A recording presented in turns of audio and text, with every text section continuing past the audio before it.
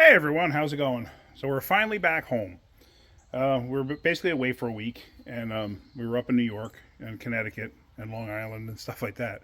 Got to see a bunch of old friends and stuff. But anyway, so I just wanted to let you guys know the two short videos that you saw, the one with the old muscle cars and that was from North American Motor Car. My son-in-law works there. They specialize in custom builds, like custom hot rods and stuff like that, builds, full-on high-end restorations, paintwork, motorcycles, like custom motorcycle stuff like that. They specialize in all that. When we were up there, I did make a video of it, but the problem was in the shop, I couldn't take very good pictures in the or videos in the shop because of all the noise. So I was able to make that short real quick because there was like a lull in the action. So I have a bunch of still shots, so I want to compile it all together and put the still shots in the middle. The problem is I don't want to have just like dead air, no sound while you see the clips of the pictures of the stuff I wanted to show you.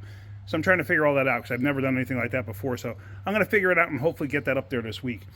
But what I wanted to explain to you too is about the two B.O.P Turbo 400s. Now, I got them from a friend of mine named Jack Canino up in Long Island. And what I want to show you is this. People had asked, what does B.O.P mean? Well, it means Buick Olds Pontiac. Buick Olds Pontiac had a different bolt pattern with their Buick motors, Olds motors, and Pontiac motors. Now, yes, some of those vehicles you get small block Chevys and big block Chevys, but the ones that got those specific Buick Olds Pontiac motors had a very specific bell housing. So let me just show you real quick instead of trying to ramble on here. So here are the two transmissions. This one was sitting for a long time without a torque converter in it. And as you can see, the input shaft is kind of messed up. That's going to have to get replaced. I couldn't reuse that if I wanted to. Not a big deal. This shaft here, this is actually what holds the inside of the converter for the pump itself. Basically, the pump is driven from these two tabs. The pump is internal inside there, and you can see the splines on the inside. The outer piece here is a solid piece. It just stays stationary, so this way the inner parts can turn. The pump has to lock into something, this, in order to make everything work. Plus, the inside of the converter has to be held partially by this piece in order for it to work. So, now, what I was talking about when I said I'm going to cut the bell housings off. All right. Here is the bell housing from the Camaro. This is a standard small block Chevy bell housing bolt pattern. This will bolt right to the back of a LS motor. And if we come into the shop here,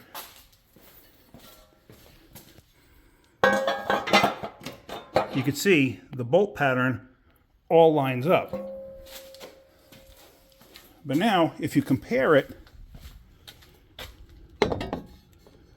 to the B.O.P., see how the B.O.P cuts in?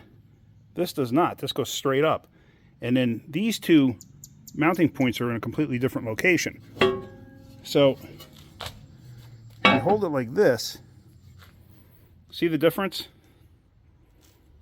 See where the ears line up? They actually make adapter plates. I could use an adapter plate. However, because I want to run the car down the drag strip, I may as well use what they call a unibell, which is a universal like adapter type bell housing. They make them for all different motors, so you can run a Turbo 400 basically in anything if you wanted to. But how does it work? How does it bolt up to the actual transmission itself? Let me explain. So, when you cut the bell housing off, you're going to cut it completely around the tranny, leaving this part alone. So you're just basically losing all of this. The pump bolts in here. The unibell bolts into that. Basically, it's supported by the pump. So now you have the support of the entire front of the transmission. And it could be SFI approved, which is what I'm looking for, because of going racing. You want to have SFI approved. It's, I forgot actually what it stands for, but it's like the safety something or other. And it has to do with, well, if it's SFI approved, then you can take it down a drag strip and hopefully you don't blow something up like a torque converter, or let's say you had a clutch style setup, which they make SFI scatter shields for clutches. What happens if they blow up? They're called blow-proof bell housings. So it doesn't allow pieces to come through the floor and take your feet off. And that's a real thing. So anyway, that's the reason for doing what I'm going to do. But obviously, like, I got to go through these things. This one is probably going to be more of like a core, maybe just a case, because judging by that rust there, I'm sure it's got water inside too. So who knows what's going to be salvageable, but I'm assuming a lot of the hard parts will. This one's definitely much more usable. And on this, you could see like some of the casing had rotted away here. So I'm going to anticipate some of the casing on the inside is rotted away because I believe water got in it. This one, yeah, this one's way more salvageable. So, but when I get to it and I start taking them apart, I'll cover all that. You know, obviously I'm not doing it right now. Just got home and still got this gigantic mess that I got to start straightening out. I got to put everything back in its order, so to speak. In all three garages, they're all three. I did start getting stuff moved, but then we left and went up to New York. So, but yeah, so that's really the next step in the Camaro project, is getting all of this cleaned up. So this way I can get the wheels back on the Camaro, get the Camaro outside. I want to power wash the engine bay, power wash everything, make sure everything's good, and then, you know, we'll start the project. Oh, I wanted to show you this too. These are heavy, very heavy. What am I talking about? These are universal engine mounts for an LS swap. These are basically like for a street rod or something, if you were going to do that. But now on this Camaro, I'm going to have to mount these to the motor and then test fit the motor in place. Transmission also, so I'm going to have one of these transmissions gutted and ready to be bolted up to the motor. This way I could test fit everything in place. You would think that this Camaro would accept that LS motor without too much drama, but that's not even the case.